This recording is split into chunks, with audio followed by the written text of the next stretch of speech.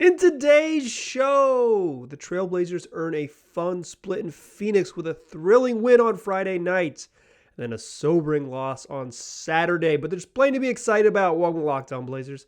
Let's get into it. You are Locked On Trailblazers, your daily Portland Trailblazers podcast. Part of the Locked On Podcast Network, your team every day.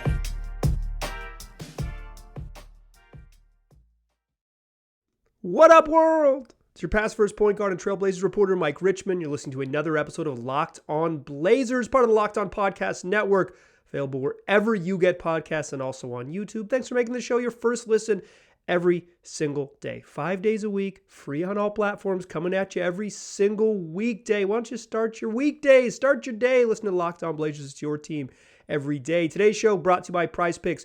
New users can get up to $100 match on their first deposit when they use that promo code Locked On. Today's show's a whole bunch of fun. The Blazers played 2 games in Phoenix over the weekend on Friday evening and Saturday evening. On Friday, about as fun a win as you could possibly have, a buzzer-beating game winner from Jerami Grant, and then on Saturday, a pretty sobering beatdown at the hands of a good Phoenix team. I want to talk about both of those games. I think Friday's game was close to the platonic ideal of Blazers basketball. I want to talk about that in the second segment. And then I think my opinion has changed a little bit about the Blazers' depth. I think the early season has kind of changed the way I feel about this team's back half, this team's roster in general. That's what we'll talk about to close the show. But first, let's do what we do. We got the fastest recap in the West for 2 games. On Friday, the Blazers win 108-106. Portland led by as many as 15 in the second quarter. Led early, and that lead swelled to 15 in the second quarter. They went into the half up 59-49. Held on to that lead through 3 quarters, up 86-80 after 3, but the Suns, you knew they were going to make a run, and they did. They took a lead, finally, with 2:52 remaining on a Devin Booker jumper. Gives Phoenix its first lead of the second half, under 3 minutes to go. And what do the Blazers do? They get Jusuf Nurkic, big bucket to respond. He scores in a reverse layup inside. We're tied at 101. Then, after a DeAndre Ayton tip-in that gives Phoenix back the lead, Nurk responds with perhaps the biggest three-point shot of his career, certainly one of them, a top-of-the-key three with just under 39 seconds left, 38.7 on the clock. Nurk rattles in the top-of-the-key three to put the Blazers back on top. But the Suns respond. Devin Booker steps into a three, cash, and the Suns are back on top. And of course, Jusuf Nurkic responds, grabs an offensive rebound in traffic, a putback ties the game. 106 with 23.4 seconds left. Phoenix has the ball, presumably holding for the last shot. Devin Booker dribbles out top. They send 2 at him. Get the ball out of his hands. Anybody but Booker. You like the strategy, and they throw it to the foul line. Mikal Bridges, he tries to get past the defense, kind of awkwardly steps with his feet, trying to pivot pass, called for a travel. Ball goes back to the Blazers with 1 second remaining on the clock. And Chauncey Billups dials up a winner out of the timeout. A sideline out of bounds play that gets Jerami Grant, supposed to be a lob, but Justice Winslow read it and said, lob's not going to work, let's throw it long. He throws the ball to the far baseline. Jerami Grant catches it, and yeah, he took a couple steps, but it doesn't matter. Cash out. Blazers win at the buzzer, the most fun victory of the year. In that game, Jerami Grant, a season high 30 points to go with 5 assists. 14 from Jusuf Nurkic, who had 7 in the final 2.5 minutes. He was really good. Justice Winslow, 12 points, 9 boards, 9 assists, fantastic. Keon with 11 points off the bench. That's Keon Johnson. Nazir Little with another 12 off the bench. Drew Eubanks added 10. Josh Hart with a classic 7 points, 9 boards, 6 assists. Outing, and Shaedon Sharpe had 10. The Blazers held off a big game from Devin Booker, 25, and a big game from DeAndre Ayton, and a really quiet game from Chris Paul, 7 points. 5 minutes into this game, the Suns lose starting forward Cam Johnson to what would eventually be diagnosed as a torn meniscus, so reported as a torn meniscus. Blazers just get a really, really fun win. We'll talk about that more in just a moment. But because of the new NBA scheduling, that's a 108-106 win on Friday. The post-game interview, the whole team mobs Jerami Grant while he's doing the walk-off with Brooke Olzendam. It's one of the great moments of the season, one of the great moments of the past couple of years for the Blazers, quite frankly. The team smiling and goofing and all crowding together during a television interview, about as fun as it possibly gets. But because of the NBA's new scheduling quirks, Portland played the next night in Phoenix. In fact, when Jerami Grant hit his game winner, Lamar Hurd on the broadcast said, "Let's go home." And what Lamar really meant was, "Let's go back to the hotel for a few hours because we'll be back here tomorrow morning." The Blazers come back Saturday night. They face the Phoenix Suns. This time, no Cam Johnson. Torrey Craig steps into the lineup, and the Suns do kind of what you would expect. The Blazers a little bit undermanned. No Anfernee Simons on Friday night. No Damian Lillard on Friday night. And the Blazers get that incredibly fun win. Again, we'll talk more specifically about that in the second segment. But same crew and the Suns, who have been the best offense in the league prior to Friday night, just did kind of what you'd expect and handled the Blazers. They led by 9 after 1. That lead swelled to 61-40 at halftime. Blazers were down 23 after 3 quarters and never got it into the teens in the second half, losing in the fourth quarter rather, played basically all bench guys the final 11 minutes. 102-82 the Suns, a roll in an easy one. You wanted a split? You won Friday? Didn't matter how you lost Saturday. It's still going to end up an L in the loss column. Incredible weekend. Blazers lose, but I'm not going to overreact to this one. It is what it is. Suns are good, and you knew you were going to get their best effort because of how that game went on Friday night. Jerami Grant led the Blazers with 14 points. Shaedon Sharpe added 13. No one else scored in double figures. Nazir Little had 9. Keon Johnson 8, and Jabari Walker also had 9. Trendon Watford also had 9 off the bench. The Suns got balanced scoring. Devin Booker had 24, Chris Paul 15, Mikal Bridges ended up with 11, and they rolled easily again, 102-82. Not a lot of points to be had, and the Blazers still lose this one. We got to give out some impressive performances of the night. Jerami Grant was incredibly impressive on Friday. He was their leading scorer on Saturday, so he's getting my impressive performance of the night. That don't impress me much. Shania Twain's not impressed. I don't need Shania Twain to be impressed. Hard to please, quite frankly, Shania is. But Jerami Grant was proof of why you cash in your chips to get someone like Jerami Grant. If Grant could score 30 a night, he'd be Kevin Durant. So it is what it is. Of course, he wasn't going to have the night he had, but 2 nights in a row. I mean, I guess he's capable of it in theory, but Suns are really good. It's tough to consistency at that level is pretty difficult. That's what superstars do. Jerami Grant is merely a very good player, and on Friday night he showed he's a very good player. 10 of 17 from the floor, got to the free throw line, 9 of 11 at the stripe. The 5 assists because he was getting double teams. He was red hot early, right? He was rolling early in this one. He had a monster first half, got a lot of attention in the third quarter, and actually didn't have this super loud second half. But when the Blazers needed it, he was there. He was hitting mid-range jumpers. The way to, shot making is always going to be the best counter in the league for someone who's playing well. It's just hate to tell you, but I'm hitting shots. What are you going to do about it? And Grant was just fantastic. He couldn't repeat that on Friday night, on Saturday night after a season high 30 on Friday, but he's still the impressive performance of the night. It's an impressive performance of the weekend. This is the Jerami Grant you went and traded for, was that when you don't have Damian Lillard and when you don't have Anfernee Simons in the lineup, you have another guy who you can say, hey, can we run offense through you and you can go score? As special as Josh Hart is, he can't really be that. He's not that. I mean, he did have a Barack Obama last year, but he's not that on a good team. Yusuf Nurkic is just a center without the ball handling chops to really run a ton of offense through. He can be really good. He was freaking great down the stretch on Friday night. He won them the game. Kept them in it when they needed big buckets. Nurk was there hitting big buckets. I thought he was great on Friday night. But he doesn't have the skill set to run offense through. With this team and the lineup they did, it was going to be Jerami, and he delivered, and that's why he's the impressive performance of the night. This was a great game on Friday. So much fun. I want to talk about that more in the second segment. I think Friday's game was close to the platonic ideal of Blazers basketball for so many different reasons, and I will touch on all of them in the second segment. But first, let me tell you about Prize Picks. It's daily fantasy made easy. I play Prize Picks. I use the app, but you can go to prizepicks.com if you're not an app person. And what you do is you're picking between 2 and 5 players. You're making your selections, and you're just picking statistical projections, whether they go higher or lower than the projections set by Prize Picks. You're not playing the field. You're not playing experts. You're not playing sharks. It's just you versus Prize Picks projection lines. So if you pick 5 players, you can win up to 10 times. 10 times on every entry. You don't have to get every single one right. You can win money for getting 3 out of your 5 picks correct. You can win money for getting 4 out of your 5 picks correct. It's a whole bunch of fun. I enjoy playing it. And right now, if you go to prizepicks.com or download the app, and when you do, as a first-time user, put in the promo code LOCKEDON, they'll give you $100 on your first deposit. You put in $100, they're matching you $100. You put in $50, they're matching you $50. So why not go right now? Prizepicks.com. The promo code is locked on. And it's Prize Picks, daily fantasy made easy. All right.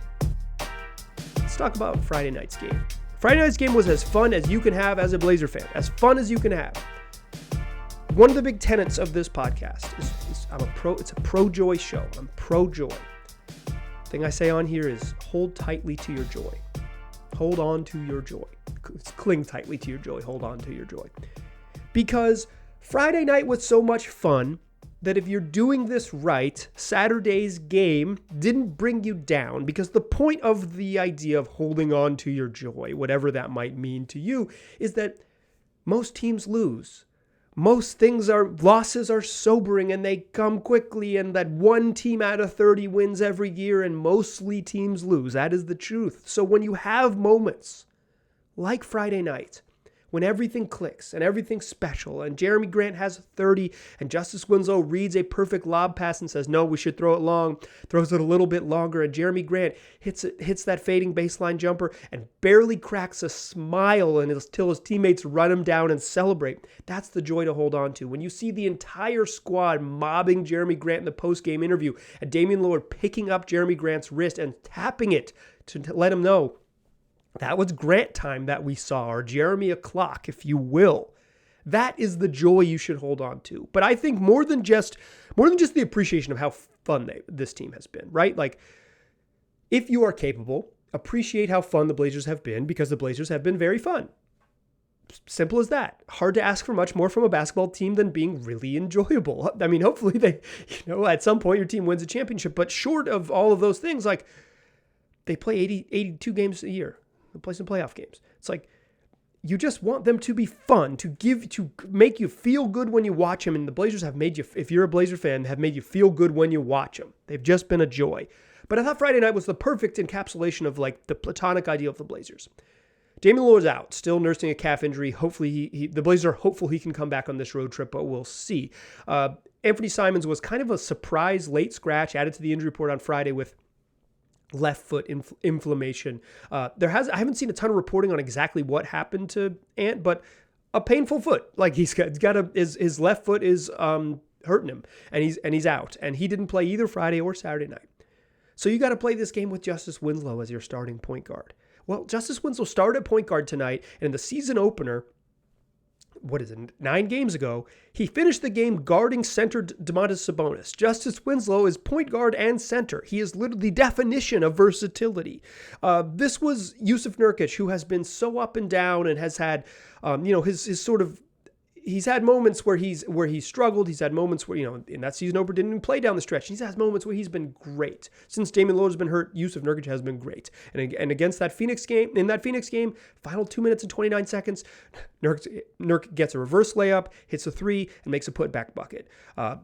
Ties the game with his reverse, gives him the lead with his 3, ties the game again with his putback. Like, he was clutch, and he just was excellent in this game. The Blazers were tough. They were gritty because they were up 15. You knew Phoenix was going to make a run. They cut the lead to 6 in the third quarter. Like, you knew, the Blazers were up 10 with 3.5 minutes left in the third. You knew Phoenix was going to close that quarter strong and come out strong in the fourth quarter, and this was going to end up a one-possession game.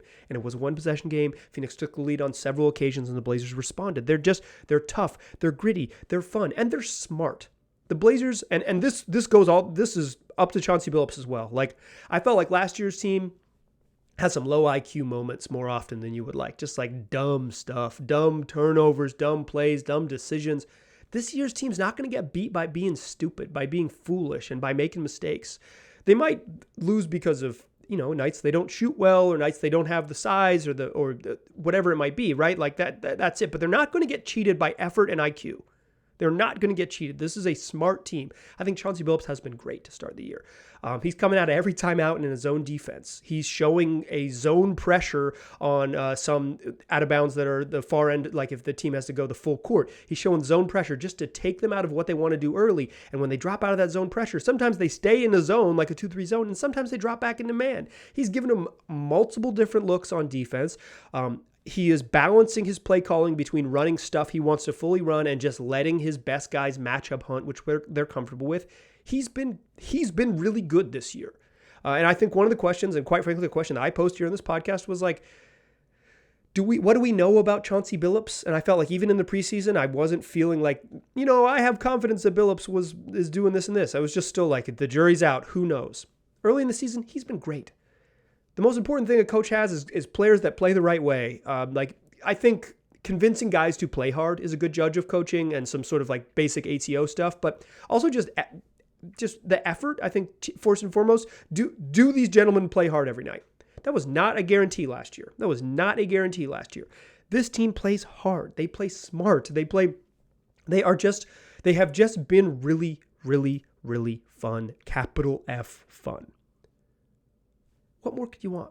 What more could you ask for from a basketball team? This is like the tenet of this podcast is holding on to your joy, but some of that often is like find little silver linings in these moments that are difficult. Like, Trendon Watford got a contract. Drew Eubanks is back, and the Blazers have lost 21 of 23 or back in his hometown. The Blazers lost 21 of 23. Like sometimes it's harder, and the hold on to your joy is this task of like, I'm going to find a reason to, when I do find something that it brings me joy, to grasp, to cling tightly to it, because I know that life is so challenging. Blazers haven't challenged you with this one. They've just given you the absolute most fun beginning of the season. Quite frankly, I did not see this coming. If you're a regular listener to the podcast, I don't know that I thought the Blazers were going to be like 1-8 or whatever, as many of you have tasked me with. I do not recall saying that. Find me the audio. I'd love to see it. But I thought they were going to struggle out of the gates. I thought they had played a bunch of tough teams. And you know what they've done? They've hung with a bunch of tough teams. They've beaten tough teams in late game situations by being a little lucky, but like grittier, smarter, tougher to find themselves coming out on top when games are in the balance in the final 90 seconds. They won their first 3 games super close. Friday night against the Suns, they needed a stop on defense, they needed a bucket on the other end in the final 24 seconds. They got them both. There's luck involved. The last 2 minutes report says that Mikal Bridges didn't travel when he got the ball, and Jerami Grant did travel when he hit his game winner. That means that the Suns shouldn't have turned it over with the second left, and Bridges maybe makes a layup to win the game, and that the Blazers should have had their final shot waved off because Jerami Grant caught the ball and took 3 steps.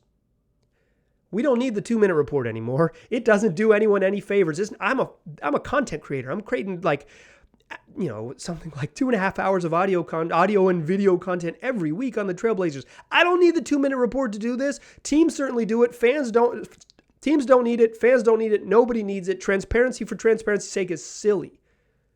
But the point is, even when you're lucky, this team has given you big capital J reasons to find your joy. And if you are capable of being thankful for that, go ahead and be as thankful as possible, because when Joe Cronin built this roster, he wanted the versatility of Josh Hart, who was twisted his ankle on Friday but still had a heck of a game. The versatility of Justice Winslow, who started at point guard and has basically played every single position on the floor. The versatility of Jerami Grant, who when asked to step into the role of primary scorer and to guard the other team's point guard, which he spent a ton of time guarding Chris Paul on the other end. They added versatility. They added toughness. They added athleticism. Friday's game was exactly what you hoped this team could build to. I don't know if I didn't think it was going to be this quickly, but hope they build to. A team capable of being good and tough against the top teams in the league without Dame in the lineup. Maybe not without Ant in the lineup. That's just icing on the cake. But this was the when you close your eyes and think of how good the Blazers could be, Friday night was like, oh yeah, this is them. This is them. Tough and gritty and smart and just lucky when you need to be lucky, and then taking advantage of those situations when you get breaks. That's all you want from a team. They did every little bit of it and showed how special they can be on Friday night. Saturday was a sobering reality. They got beat down. They were double-digit dogs on Friday night and they won. They were double-digit dogs on Saturday night, both according to betonline.net, and they got beat. This is, they were picked to lose both of these games. They got a split. They continue with 4 more games on the road trip. They're in great position if they can find a way to win. They beat the Hornets and they find a way to win of one of the Miami, New Orleans, or Dallas games. They'll be 3-3 in the trip, back home at 8-5. Heck of a start in the first 13 games. Heck of a start if they find that way to do it. Hold on to your joy if you're capable. One of the things that I think I've gotten better at by doing this podcast for as many years and as regularly as I've done it is that I can learn from things that I was wrong about. And I was wrong about the Blazers' depth. I have changed my mind about where they are in terms of depth up and down the roster. Let me share that with you with a focus on the youthful depth to close the show. Still a pass first point guard. I'm still Mike Richmond, and you are still listening to Locked On Blazers. I thought the Blazers were thin. I thought they didn't have enough depth. I thought they had a pretty good top 7, and the final 8 spots on their roster were big, problematic question marks. And I don't think I've come around to the point where I think that this team has championship level depth. But through these first 9 games, through what we've seen, and then the 6-3 start, I really like the Blazers' depth pieces in a way that maybe it's like, the joke is like I've come 360, right? It's like come back to my original thought, but I really have come around. I don't know if it's a full 180 degrees, but 107, 108, 109. I've come pretty far on believing in this youth, and some of it is just like Shaedon Sharpe's been really good. Shaedon Sharpe he's 19 years old. He makes some mistakes. His pull-up shooting leaves something to be desired. He makes some mistakes on defense. But he has some moments every game where he just looks so smooth and so impressive.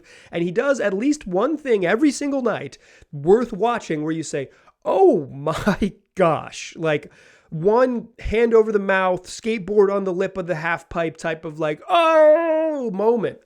Guaranteed. He's been a delight to watch. On Friday night, it was an up and under on a sideline or a baseline out of bounds. He cut towards the inbounder, got the pass, took a dribble inside, and faked like he was going to go on the left side of the rim layup. Went up, came back down under Jock Landale, and made a swooping reverse layup, just so smooth, so effortless, so natural, just an incredible play where it was just like, yeah, dude has skills that he doesn't like. When he ever taps into all of these powers, he's going to be special. Like Shaedon Sharpe wasn't very good in either of these games, right? Like he wasn't like super good in either of these games, but he has one thing a night where you're like, yep, yeah, that's going to be special. On Saturday, he blocked Devin Booker where he was above the rim. Like his elbow was basically on the rim. Booker's getting into the paint, and Shaedon Sharpe meets him and puts his hand like at the top of the square type of thing to swat a Devin Booker little push floater midi from the middle of the paint. He has one of these nights, and that his competency. Like I thought, I'm a pretty big believer that rookies are mostly bad, and in terms of like being impactful players on playoff and championship level teams, not like all rookies are bad, but like, if you're looking for, hey, can this guy help us win and be like one of the 8 best teams in the league, that typically even the best rookies are like neutral or negative. I'm not sure Shaedon Sharpe has passed like that very high bar, right? But like he's competent and can play and knows how to play. He's a great cutter. And he just like the Blazers have kept it simple enough for him and what his ask is that he can lean into his strengths, and he's really good. He's been really good in a defined role, really good in sort of like, with some caveats, but really good and really competent at 19. And he's not going to turn 20 until May. He's going to, he has a long time to figure it out and get good. That has changed my mind about the Blazers' depth. Keon Johnson, who did not play well on Saturday night, had a tough game, has just looked really competent. as an extra ball handler. As in the Memphis game, the Blazers played before they went on the road trip. He closed the game because the Blazers needed another ball handler. They needed another shooter on the court. They needed someone who could guard Ja Morant competently because it wasn't. Justice Winslow was struggling a little bit, and Keon Johnson gets the call because he deserved to get the call. Keon still has some decision-making woes sometimes. He can kind of get ahead of himself and make some mistakes, but he looks like just a totally reasonable rotation player and it's massive strides. That has changed my opinion on the Blazers' depth. Jabari Walker, who played on Friday night because the Blazers needed him for depth reasons. And then when Trendon Watford returned on Saturday, Watford made his debut this season after missing the first 8 games with a right hip flexor injury. Jabari Walker's still in the lineup. And Walker didn't set the world on fire. Like, he's not, this isn't like a dude who's going to score 20 a game. But all of the things you want to see Jabari Walker do. He's competitive on defense. He had a really nice block of Damian Lee that led to Damian Lee getting into a little scrap with Drew Eubanks when Lee kind of locked up Eubanks, and then Eubanks just discarded him with his elbow. Totally reasonable foul on Drew Eubanks, but what are you supposed to do when someone grabs your hip other than throw them to the ground? I think the call was correct. I also respect Drew Eubanks for doing what he had to do. But the beef started because Jabari Walker, the rookie, blocked a shot at the rim. Great block by Jabari Walker. He had another play where he got beat a little bit by Dario Saric on a pump fake and like driving a closeout, and Walker stayed with him and forced a jump ball. He's competitive. He has nice little touch around the rim. He had a nice play around the rim where Justice Winslow drove and got a little dump off, and Walker cut because he's a smart cutter. And finished around the rim on a second dump off from Justice Winslow. Both Blazers rookies, Shaedon Sharpe and Jabari Walker, really understand cutting on offense. That's IQ stuff. This team is smarter than they've been if they're teenagers.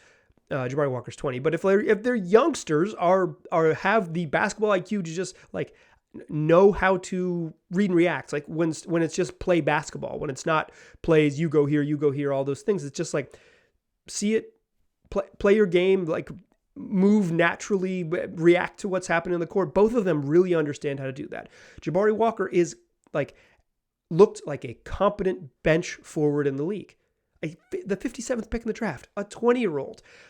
Spent a couple years at Colorado, who was a star, is his sophomore year, but like those types of selections usually take some seasoning. And Walker is not like all rookie type of contributions. But he was a totally competent contribution. He looks totally fine when he plays, and totally fine is as much as like, that's what you're looking for off the bench, right? Like, are you not going to screw up? Can you have enough highs that are useful and your lows aren't so dreadful that they're really like negatively impactful? Great. Competence. Jabari Walker looks totally fine in that role. And Trendon Watford, the Blazers have been doing all this without him. He was, he struggled a little bit on defense last year. Even if he knew where to be, he just is like not much of a rim protector, and he can get beat a little bit. But like he understands how to play basketball. The thing I love about Trendon Watford is his feel on both ends. He knows how to play this game. Blazers have been doing this all without him. That adds more to their depth. Throw in Drew Eubanks. He's 25. He's not in that sort of like under 23 class with the rest of these guys, but like Drew Eubanks I was worried about him as a backup center.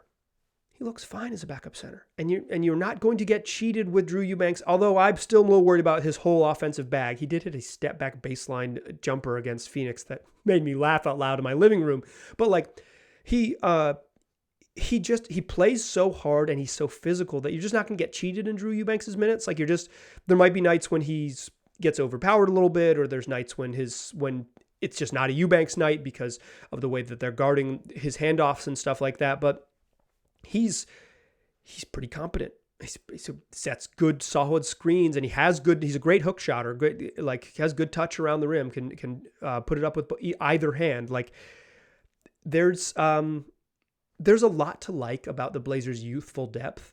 They've got a lot of intriguing young parts, chiefly obviously Shaedon Sharpe and Keon Johnson, but I'm raising probably both eyebrows at this point at the competency level of Jabari Walker. Depending on where Trendon Watford slots into the rotation, if he plays regularly or not, like that's another useful body that can help.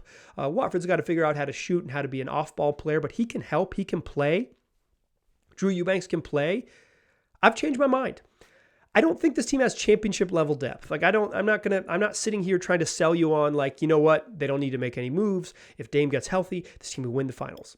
I don't believe that. And one of the things I do not do on this podcast is just kind of like blow smoke to get listens and views. I don't care about it. Hyperbole sells on Twitter. What I want to do is give you my honest opinion. My honest opinion has changed. I think the depth on this team, that's something I was legitimately very concerned about. I just do not have that same level of concern. The Blazers have more guys you can plug and play and be at least somewhat competitive. Now, you might say, they just lost by 20. How do you feel this? Because if you plug Damian Lillard in, everybody looks better. The floor raises. If you plug Anfernee Simons, the floor raises. And that means that the sort of ask for the end of the bench guys, for the Trent Watfords and the Jabari Walkers and the Drew Eubanks, it totally changes. The asks for Keon Johnson, as opposed to run this offense like as the backup point guard, it'll just be a different ask. Same with Shaedon Sharpe. When you have more and better scores in the game, it's a different ask. And all of those guys showing competency when their roles get reduced is only a positive. The challenge for young players and the challenge for role players is scaling up from role player, small ask, to role player, big ask, to, starter, bigger ask, star player, giant ask. Like those steps are hard for guys to follow.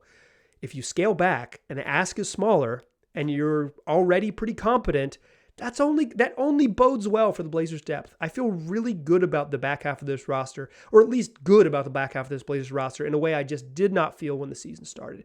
Kudos to Joe Cronin. Kudos to Chauncey Billups and his staff for getting these guys ready. Kudos to the guys on the end of the bench for taking the strides making the strides they've made. Keon Johnson has improved a bunch. You know who I give credit for that? Keon freaking Johnson. Like players play, players improve. Props to him and props to the coaching staff for kind of making it all work together. That's right. The Blazers lost a game by 20 points on Saturday night, and I came away feeling really good. The Blazers lost a close game to Memphis on Wednesday night, and I came away feeling really good. This team's playing well. They need Dame back. They need Anfernee Simons back. They need all those things for, games 10 through 82, where we've got 71 left. But I feel good about where this team is, and this split with the Suns made me feel just fine. I came away feeling good about this team, even after a beatdown, a game that was not competitive in the second half on Saturday. We got a game Monday evening. They play the Miami Heat. Got games at the end of the week. 4 more on the road trip. It's a daily podcast. We'll cover after every game. We'll cover in between every single day of the week. Coming at you every single weekday, free on all platforms. Make it your first listen every day. Tell your friends to do the same. And how about you make your second listen Locked On Sports Today? It is the 22-minute program covering all of the biggest stories across all of the major sports leagues in North America. Peter Bukowski is the host. He does an awesome job. Peter will talk to all the local experts in all of the local markets in a way that only Locked On can deliver. So check it out wherever you get podcasts and also on YouTube. I appreciate you listening. I'll talk to you soon.